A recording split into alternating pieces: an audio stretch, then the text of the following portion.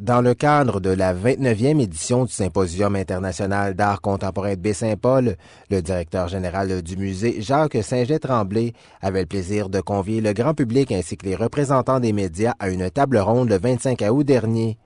Cette activité permettait à 7 professionnels du milieu des arts d'échanger sur le thème de l'avenir des revues d'art au Québec et au Canada et sur les nombreux défis auxquels se heurte le secteur de la presse artistique au Québec et au Canada.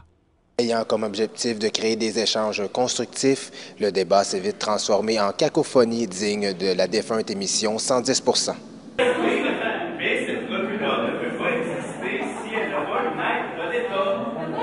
C'est pas une aide de l'État, c'est une trafic. Une seconde.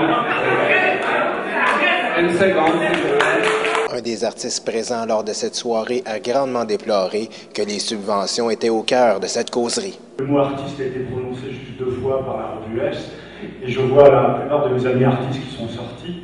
Je me dis que, la question de savoir qui a des subventions, qui n'en a pas, on s'en rend trop fou. La question de savoir si un propos intellectuel doit être subvenir à partir d'un PDF ou non, on s'en rend trop fou aussi.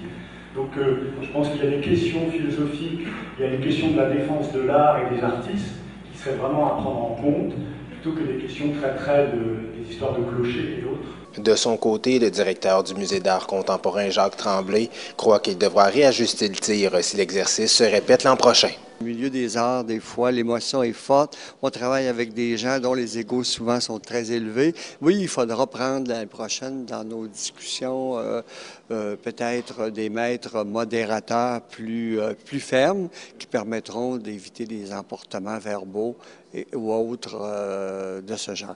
Mis à part la multitude de divergences d'opinions, tous les acteurs présents au débat s'entendent d'un commun accord pour dire que les revues resteront dans le paysage québécois pour longtemps. C'est un reportage de Louis-Antoine Lemire pour TVCO.